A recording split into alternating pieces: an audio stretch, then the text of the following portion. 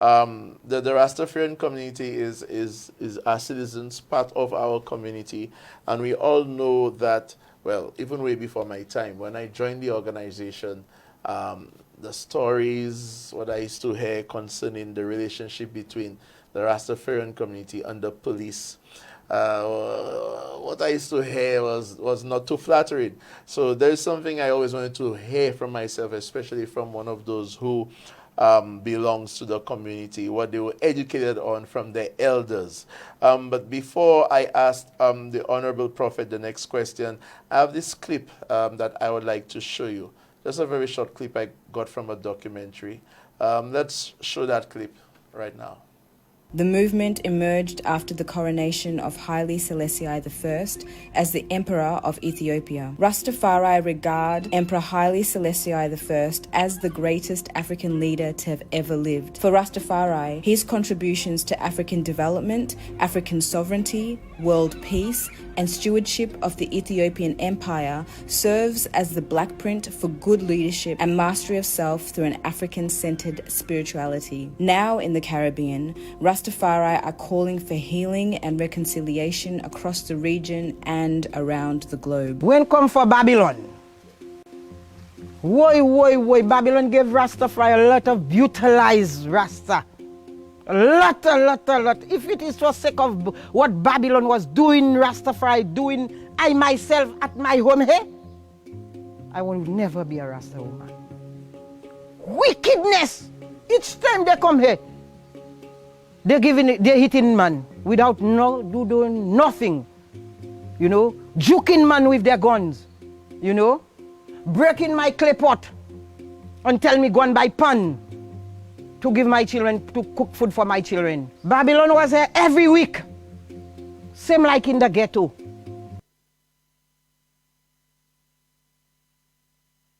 And this clip was taken from a documentary entitled Revelation Revealing the Truth, the Story of Rastafari in St. Lucia. It's uploaded to a YouTube channel, Azania Rising Productions. And what I was going to do is I was going to put the clip in the Facebook chat for those who actually want to see the entire video, but I'm not able to do so. I haven't seen that little clip. I now ask you, Honorable Theodore, can you give us a perspective, what you learned, what you were educated on when it came to the historical relationship between the police and Rastafari? What little can you tell us? Well, I know you tell us a lot, but what little? Yes, well, we had a small discussion before the program started, and I was telling you, remember you said the name of the police force. It's the Royal St. Lucia Police Force. That's right. So naturally, the royalty of the police force is from Britain as our former colonizers, you know, which more or less, as you know, Rastafari would say we have a Mickey Mouse independence. So we are still kind of under the crown, because if any of the royalty of the British monarchy comes here, you'll have to pay the dues of to them and give them all of these honors, and the entire politician setting. So, after slavery, our current form of policing was created, and the police force was created to protect the interests of the landowners. Yeah, because our organization was from, I think, in 1834. 1834. Exactly. Yes. So that was the same year with the abolishment of slavery. They needed people, years ago. because remember, the majority of the people in the land were slaves. You know, the slave masters were in minority. So it's easy for the slaves to revolt against the slave masters. So to keep the slaves in check, what they did, they hired, as you said, people to protect the land. They gave them arms, The land and stuff, and to protect their interests, to protect their property, which is more or less what we see today. Because, as you would say, if you look in the prisons, you wouldn't really see rich people locked up in our prisons. For sure in St. Lucia, the majority of people who are there are poor people. So we see who the law really persecute and prosecute. So, but you have to admit, Honorable, that most people are not just there for, let's say, trespassing on people's property and stuff like that. They're there for various offenses, including Murder. Yeah, and what, and we understand that, but Yes. who are committing the murders and why? Because it's because of the conditions that people are living in. Why aren't the people in the affluent areas not shooting up each other? It's because of the conditions that they live in. So our crime sheet, that's why we as Rastafari, we say open the prison doors. Because the crime sheet that we give to the people, it's because of the society that they grew up in. Okay. When you have crabs in a barrel, you know what happens. When you have people locked up in slums and ghetto, which is a direct result from slavery and the slave trade, then you get the people in that condition. When the education level of the people will always make them react that the way. The few people, the many people trying to get the few resources. So we'll find these things happening. Because as we would say, Marcus Garvey says, you know, the politicians who rob from the society and from the people, he says they are worse than hardened criminals. You know, he said they are fiends. And we know that through sociology teaches us that white-collar crime directly affects street crime. And it's not Rastafari telling you the politicians are stealing money. It's politicians telling you and the politicians are stealing money. Yeah, we've heard certain allegations. Allegations. So Yeah. as I said, and it's not from us, It's not you know, the it's not Rastafari from you. Yeah, it's it's not from other me either. politicians Yeah. up there telling you, making accusations Yeah, against that's others. true. That's And yet nobody is going to prison. Nobody's been arrested. Okay. So I mean, we as Rastafari coming and opposing all of these things. Imagine you're opposing the state, and the police force acts on behalf of the state. So naturally, if there are people rebelling against that state, They will say saying that's- we do not want to be part of the Roman Catholic Empire, we do not want to be part of the British monarchy, naturally, there will be a fight against them. So it's not police per se, you know, because King Emmanuel Charles Edward teaches us that the police and the people are one. Marcus Garvey teaches us that the police is the public friend and not the public enemy. That's what it's supposed to be, yeah? Right? Yeah, that's what it's supposed to be. It's actually So, written in our policing ordinance. all right, Yeah. exactly. So I've learned that King Emmanuel, especially as Bobo Shanti, because people always think that the war, because I remember there are things like the Drug Act in Dominica, you know, where people had the right to kill Rastafari and not be prosecuted. You understand? Yeah, I actually did some research into that. I couldn't believe that actually existed. Existed. And it did. You see, I It mean, did. as they're saying, what happened in Mount Jimmy? Yes. What happened in Coral Gardens in Jamaica? So we've had the history of the brutalization of the system, because what people do not understand, I have a program, I don't really burn fire on police. If police in a situation where I think they've done wrong, I would talk about that, but Rightfully you wouldn't so. find me burning police and because that's not what we were taught. You understand? And the police everywhere, not only in St. Lucia, you know, everywhere in the world, they are the scapegoats for the system. Because they are the ones who are in front, they are the ones who are coming to your house, they are the ones confronting you. But those in the background, because the politicians are still not the leaders of what's going on, you know. The politicians are just paid people as ourselves, run by the IMF, the World Bank, and the rich landlords, because they are the ones, to carry out their agenda. So it's still the same system with different faces. We had slavery, then we get, even if he said he gave you independence, and you move away from the white man system, but then he educates Negroes like yourself and put them to run the plantation. So that's what's going on. The whole society is like a plantation. But if what obtained before, I don't think the system has changed, has it? Not really. Not really. I don't. What would you say the relationship now? Because I don't think our current crop of police officers are acting in the way that, from what I heard, our predecessors used to do. Like you said, go up Mount Jimmy. I understand that Rastafarians' locks were cut and stuff Yes, like and that. everything like that, yeah. What do you think has changed? Why this no longer happens? Okay. We have the evolution of life. We have the evolution of society. Yeah, okay. So remember in the 1940s, 1950s, Hitler was massacring Jews in the world. True. There was True. the Holocaust. Yes. Remember, even greater than that, was King Leopold Yes. in the Democratic Republic of the Congo. Congo. Was done, he Yeah. did, was done what Adolf Hitler did. Yes, you know? yes, serious. All right, but this doesn't happen now. I get you. Time has evolved. Time has evolved. So, even in St. Lucia, as you would say, I find police and the Rastafari has a good relationship. Well, okay, I will speak on my behalf. I speak on my behalf too. And personally, Yes, I have a good relationship with the police. me too. I have the good relationship with Rastafari. You There's no see doubt what I'm about telling you? it. Yes. And on a general basis, because I've had Bobo Shanti come to St. Lucia and say they find that the St. Lucian police have a lot of respect when they see them and would salute them and, you know. And that's what, as I said, that's what was taught to us through King Emmanuel, that the police are not our enemy, so we would not be on the police. I mean, if you have as I said, where a police is going wrong on something, like, okay, take for example, because I have to bring this thing up. Sure. Look at in recent years, the situation with the Shaka Dan Daniel case. Yes. Where Shaka Dan, with an inquiry was made by a magistrate, who is actually the special prosecutor right now, which found the police guilty of unlawful killing. I had that entire file. I did that on my program. I covered that on my program because the father came to me, the mother's been coming They to actually me. used the word guilt. Yes, they said, well, they found I think them that's not culpable. guilty, but I don't yeah, think it if was it's guilty, but yeah, like, because it's not a verdict in it's court. Not a verdict it's in court. it's not in court. Yeah, So yeah. more or less, what they were saying, like, yes, the inquiry found them they committed. There's reasonable cause to. Cause, yes. Right. Unlawful killing. Yes. However it was stated, because I haven't seen Yes. it in a while. Yes? And yet still no arrest. No one was prosecuted for that.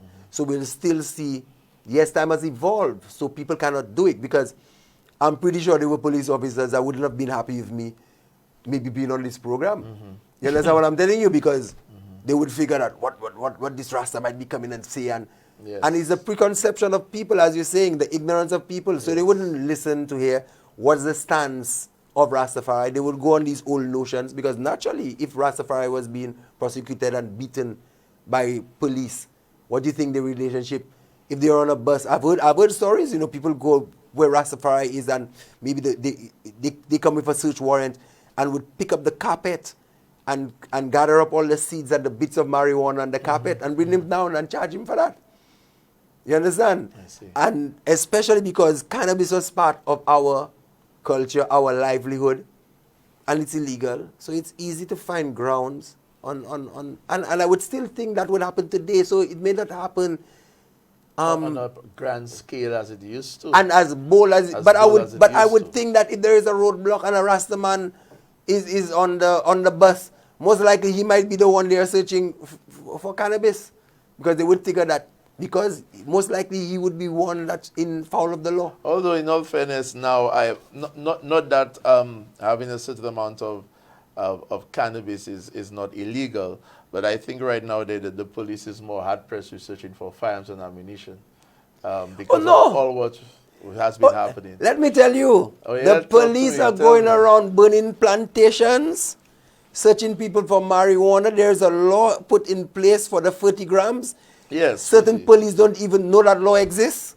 And I'm serious. Are you serious? I'm serious. Making that boasting because there, guys, that's not good, no, if that's I the mean, case. my good friend Officer Bisset, that station, he Yeah. was actually stationed at the Mikud police station with that incident of Shakadan. He's now stationed in View Fort. He wasn't present. Of the Shakadan, but he was.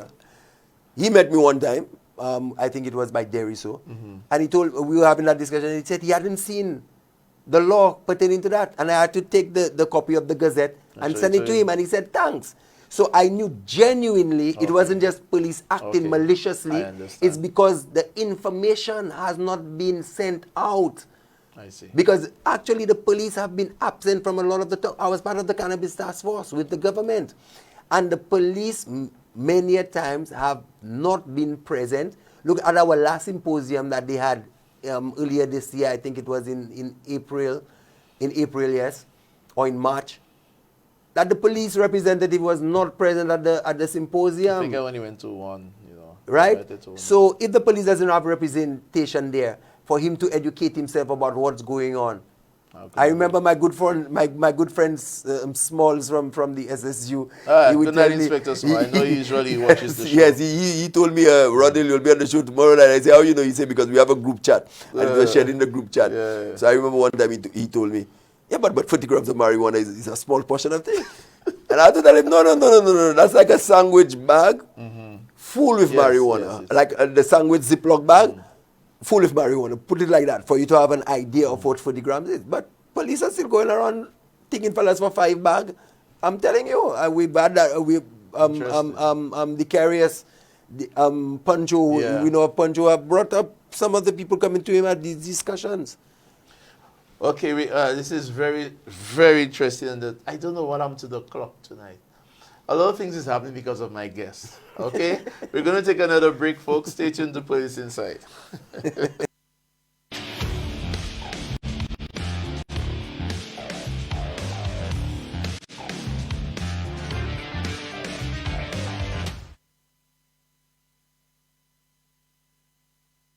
At the National Insurance Corporation, we believe in honoring the golden years of those who have built our nation.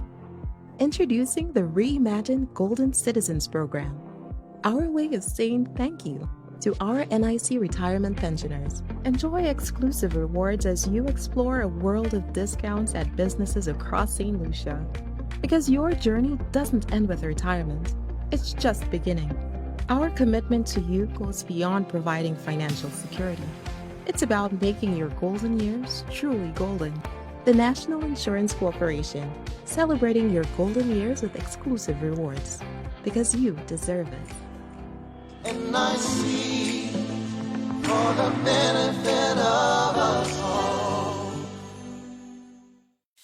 www.shopmasseystoresSLU.com. Massey Stores online supermarket, available from 3 convenient stores: Massey Stores Supermarket, Rodney Bay, Latuni, and Gourmet. Shop and pay for your groceries online and collect curbside or have them delivered straight to your door. Shop now at www.shopmasseystoresSLU.com. Simple and convenient shopping, serving you island-wide.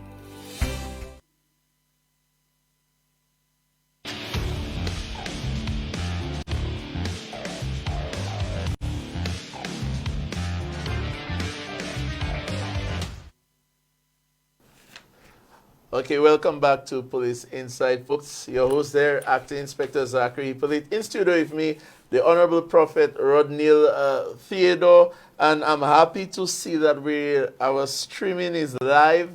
I don't know what happened. Thank you, service provider, whatever happened. Let me say quickly good night to those of you on the stream. Monella Joseph, my darling, good night to you. Here a guy named Calmwe. Good night to you, Calmwe. Marvin Links, good night to you. Moses Klesse, Cassandra Henry, good night to you. Who else we have here? Bongo Wisely, good night to you. Manny Labs, good night to you. Thank you for joining the stream, folks. I'm happy the stream is up. At least we could get some reactions from you as we continue this I would like to say historic interview with the Prophet. So we were talking about, you were making some claims that up to now in 2024, as of June, well, even before that, some of our colleagues, the information we receive is that some of our colleagues are still not really aware of the new legislation decriminalizing at least 30 grams or less of marijuana. But let me ask you, Prophet, are you satisfied or happy with the legislative reforms thus far when it comes to the herb? Actually, well, part of the cannabis task force, or have been. Well, we are not in work process right now, but I mean, we still communicate, so I would say part of the cannabis task force. As you know, they have decriminalized 30 grams of weed and everything else. But naturally, it's part of Rastafari liberty. And even me as Rastafari, I think that weed is like any other natural plant. So weed shouldn't have any legislation controlling it.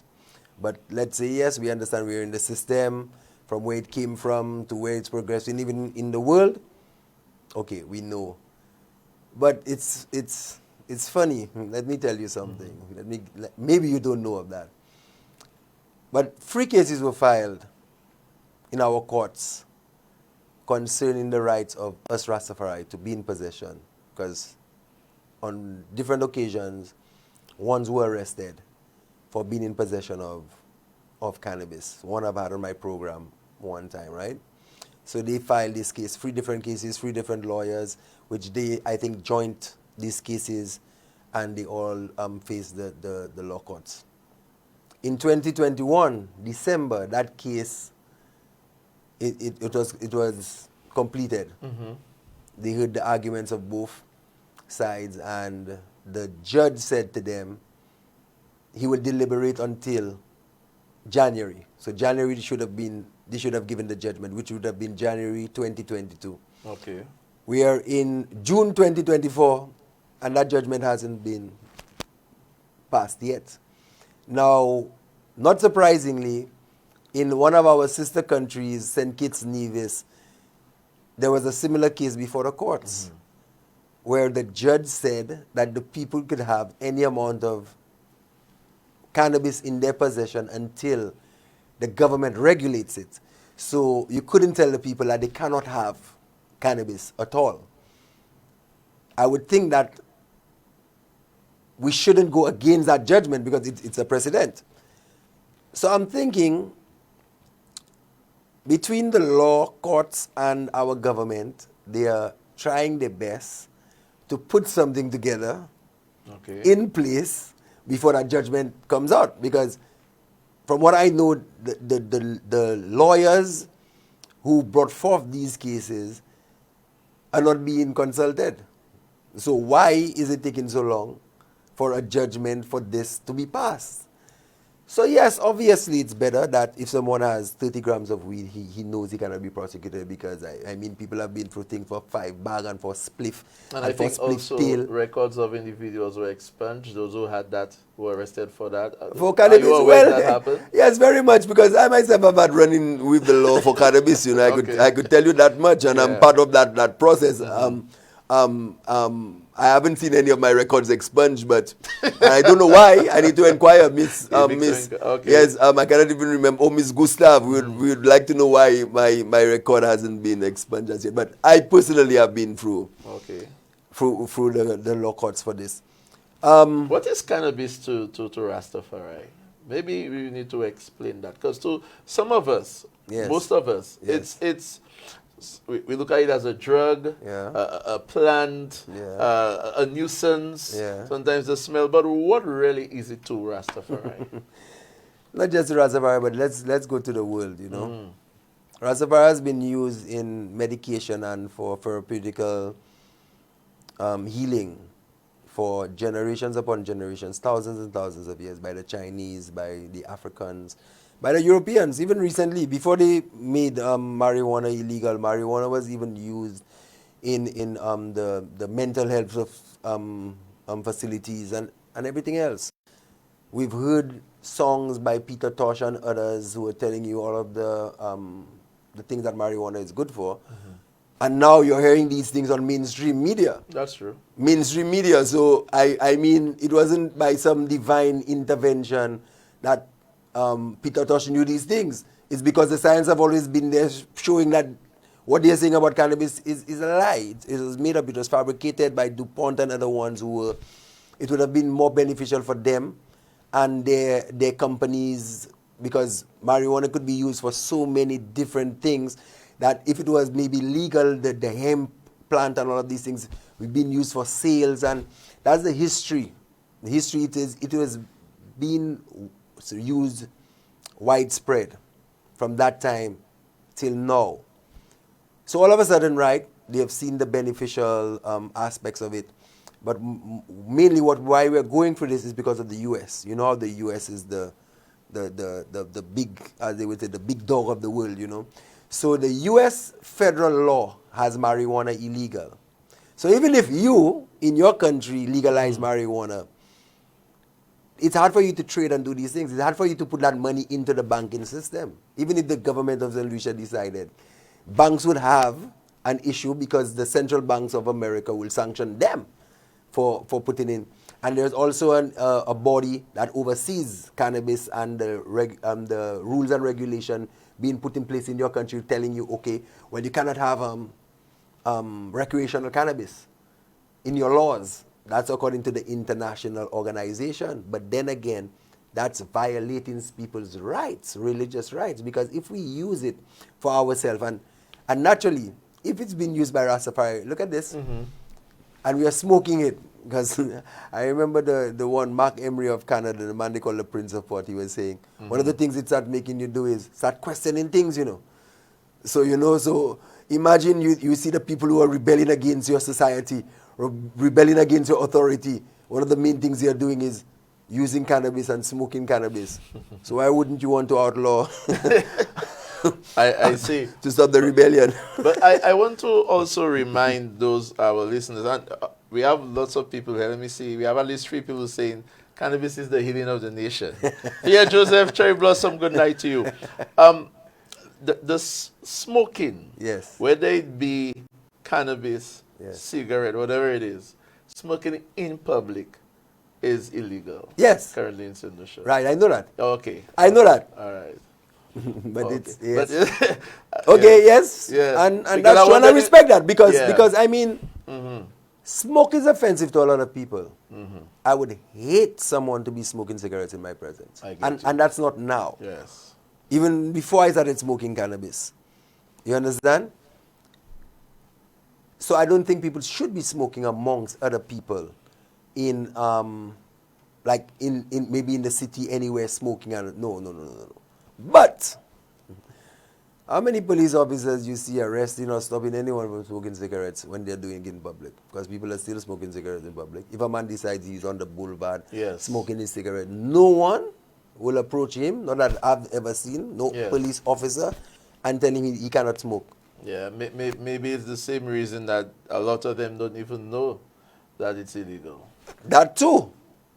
Because up to now, even those same smoking regulations speaks to businesses who wish to allow their clients, those who are coming to patronize to smoke, they have to put up, there's a particular section. Naturally. They have to put up a particular area that's no smoking and where they could smoke. And even that, you're correct, that I've not even seen from most businesses. So I guess there's a lot that needs to be done. We're going to take our very last break. When we come back, I want to know, what is a Rasta? What is a Rasta? Can I say I'm a Rasta? I have a question for the Honorable Prophet when we come back. Stay tuned.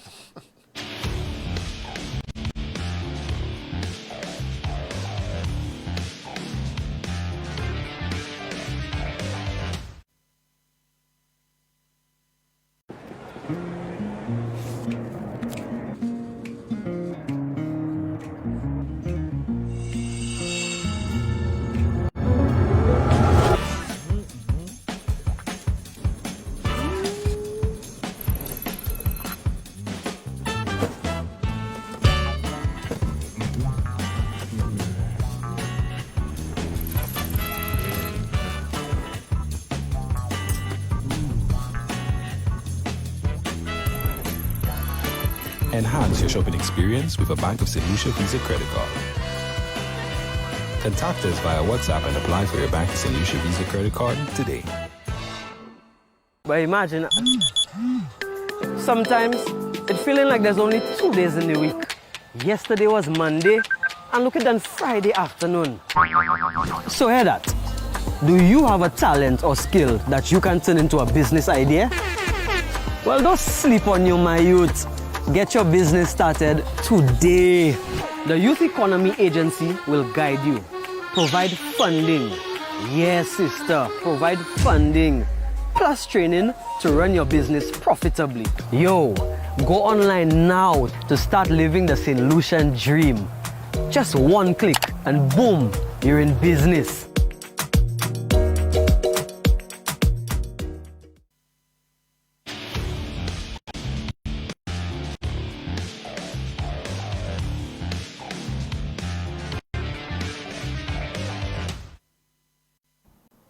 Welcome back to Police very last segment. I wish we had another hour because I have so much to ask the Prophet. We're going to open up the line, see if there's anybody who wants to call in, say anything to my guest or myself. But whilst we are waiting, if any calls, 728-6397, 728-6397. Honorable Prophet, I have a question to ask you. There's this song I love a lot by Morgan Heritage, and I think someone made mention to it in the chat there. And this song, the line that says to be Rasta. This is not a dreadlocks thing, divine conception of the heart. What? To be out of Rasta, I have a problem with that. But what do you think of that line? Because to me, there's identity. There needs to be identity. Look at the Boba Shanti. Look at how you're dressed. What's your thinking of that line, Honorable?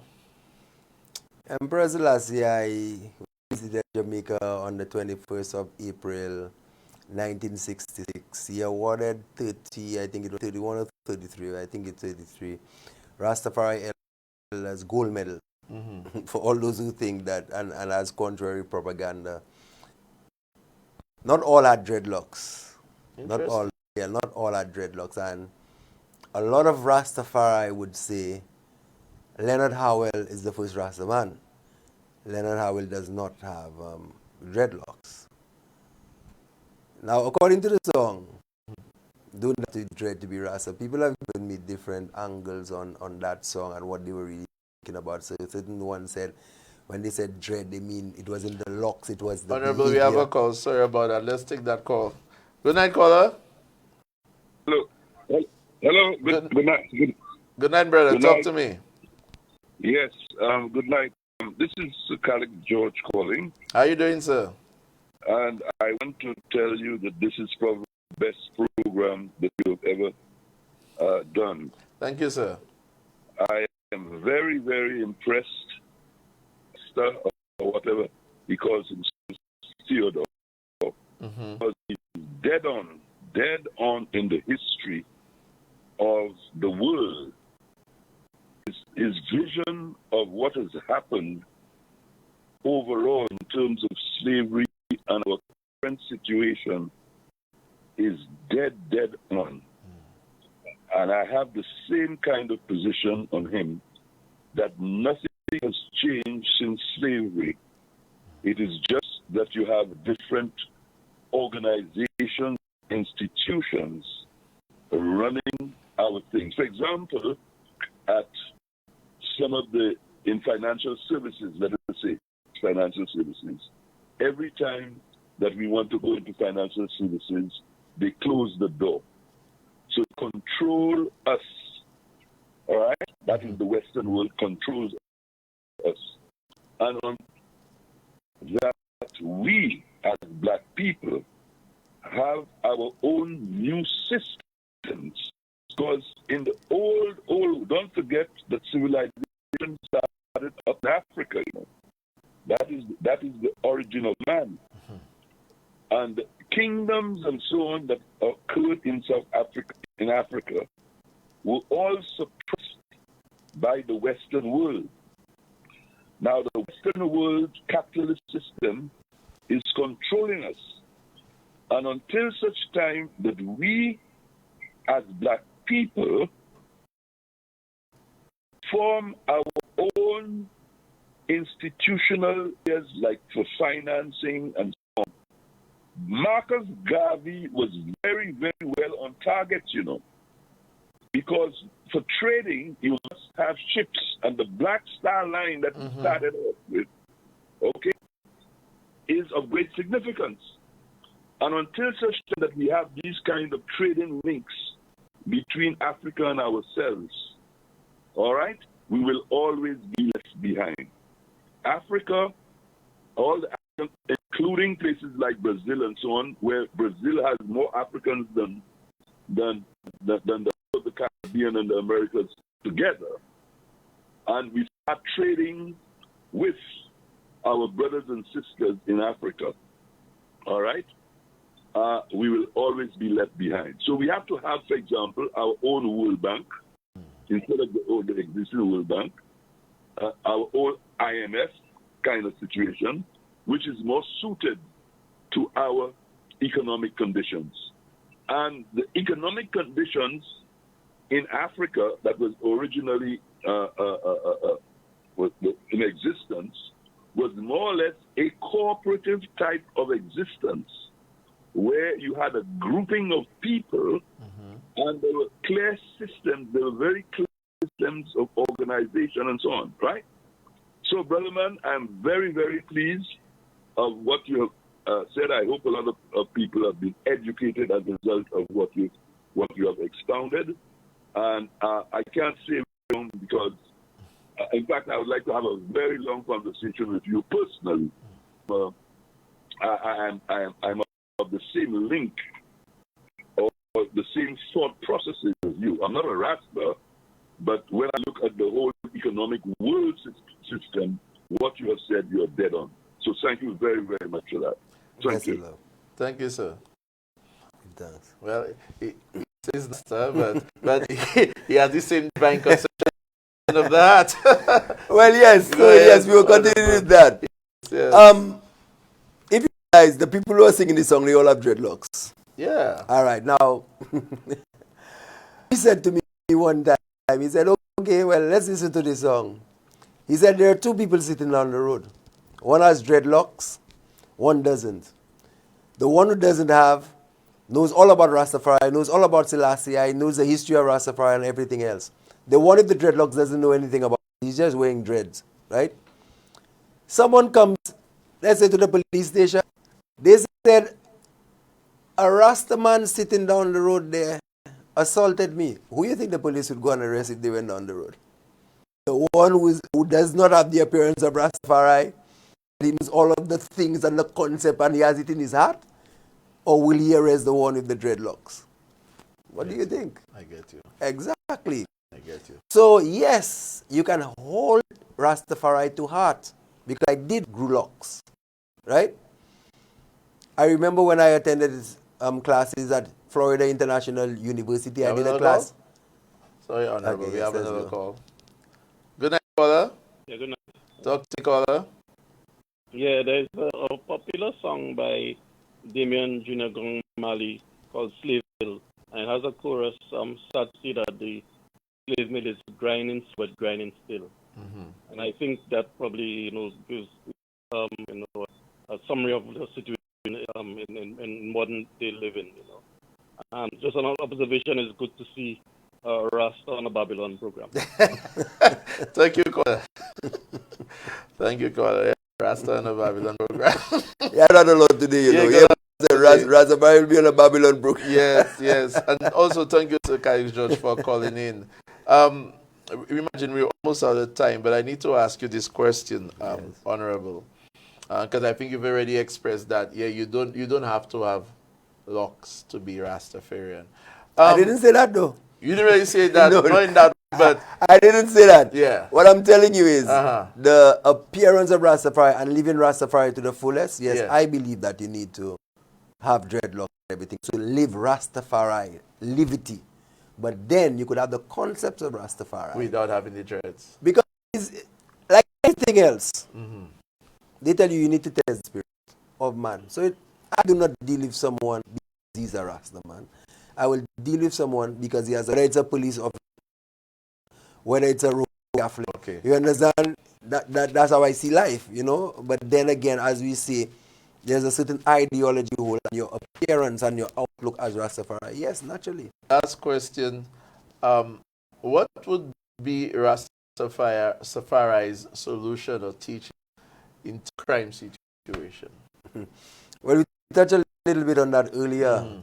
As I said, when you say the crime situation, most people say the crime situation, and what my response to it is, what crime are you talking about? That's right. And I guess you're speaking about street crime. Street crime. Okay. One of the things Emmanuel Charles Edwards taught us, he said, the gun is the enemy to man. Now, when you put guns in the hands of people who are not educated as to how to handle their guns, because guns are not the problem, is the knowledge of the people handling the guns. And I'll give you a situation. They said that when Saddam Hussein power, and I don't think it will be any different now, mostly all households had AK-47. The people didn't just take these guns and go and shoot each other. you see in America, there are states that guns are legalized, and in these states where guns are legal to carry, they have less crime. Because naturally, if the public is armed, it will be harder for bandits to violate that public. Because the public is armed. Because the public is armed. Okay. You see what I'm saying? Yeah. So the crime problem, as we say, our greatest crime is white-collar crime. White-collar crime direct. Because if all of these funds, the millions and the billions that were embezzled because of corruption, was put into the people, because there is enough, globally there is enough for everyone to have. Yes. Some of them are talking about depopulation and all of these things. The earth has enough resources to feed everyone, and it's proven mathematically or whatever. Scientifically. I've seen the studies, yes. You understand what I'm saying? But there are just a few hoarding everything, the minority. Mm-hmm. And because, put it like this, look at what happened during COVID. Even if the system was wrong, they were violating people's rights. When you look at what was happening everywhere, look at it in Canada, look at all of these places, the security forces still backed the government at the time, you know. But Marcus Garvey tells us there will be a time when civil war will break out. They actually had the movie the other day, Civil War, showing the Civil War, you know. Yeah. Right? That eventually politicians' head will roll on King Street.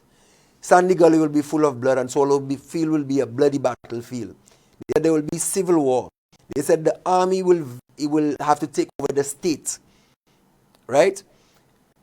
When you look, and he said also that some of the people on the security forces will fight on the side of the people, and some will fight on the side of the system. And you see that every day, that there are police who are very much pro people and would want to imprison those of the society who are committing crimes, and politicians who are, but they are also, because look at the politics in let's say a small island St. Lucia. Most times when a political party comes in power, he tries to align the commissioner of police with one that's favorable to his party, the attorney general to one that's favorable to his party. Why do you think that is? If you're not in control of your security forces could overthrow you at any time. We see that in Pakistan. So these are just methods put in place. It's methods of control, but as I've said before, there is a system in place, because the system who's been running things for hundreds of years is the same system that's there. It's the same system, it's the same crown head, it's the same church. Imagine we are going to church, or at the churches who enslaved us as a people and brutalize us and kill our, and that's where we're going for our spirituality. When your spirituality is your highest form of self. So if you're not in an Afrocentric form of what we say religion, because as you heard Honorable Calix George say, Africa was not the whole about God. Yeah. Buddha originally is black. The Indian Krishna originally black. Christ is also black. All of these paintings in Russia, the painting that the Roman Catholic returned to the Russian Orthodox Church was a black Madonna. Yeah. You see? So we need to move away from these white supremacy settings that came into power during Alexander the Great. Because why do you feel they call Police Babylon? Police Babylon is because of the existence of Babylon at the time. It was the head. Nebuchadnezzar had the vision. The head, which was Babylon. After the head controlled, the Babylon controlled the world. The Medes and Persians controlled the world. Then Alexander the Greek took over from the Medes and Persians. There's actually a movie, Alexander. Yeah. And when you look at that movie now, you see that's when white supremacy took place. Because if you look at the Persian fighters in that movie, you know, and Darius, they were wearing turbans and they had beards. They had an appearance like how I look right now. And when Greeks were the ones with the bald heads and everything else, and then the Greeks took over the world, and from the Greeks, the Romans, and the Romans are still in charge of the earth. Honorable, it's been a pleasure. Just about a minute left. Can you just give your closing remarks so we can end the show? Yeah, well, give thanks. As we say, you know, a lot of people have misconceptions of Rastafari because, especially because Rastafari has drawn the grass. Yes, and Rastafari came with love. What we've said is, all these other religions that we follow as black people, major religions, Christianity, Islam, they came in through other nations invading Africa and forcing these religions upon us. Rastafari has never used gun, bayonet sword to persuade anyone, or high taxation to have anyone follow them. We didn't move to the right and to the left. Rastafari came with the words of love because Bob Marley music, which Bob Marley music is taking Rastafari knowledge and putting it in songs. This music when it comes to righteousness and upliftment and worldwide. And that's how a lot of people know the teachings of Rastafari through reggae music. Although reggae music is not Rastafari music, Rastafari is king of reggae. Because Naya Bingi music is Rastafari music, 1-2 hard drum.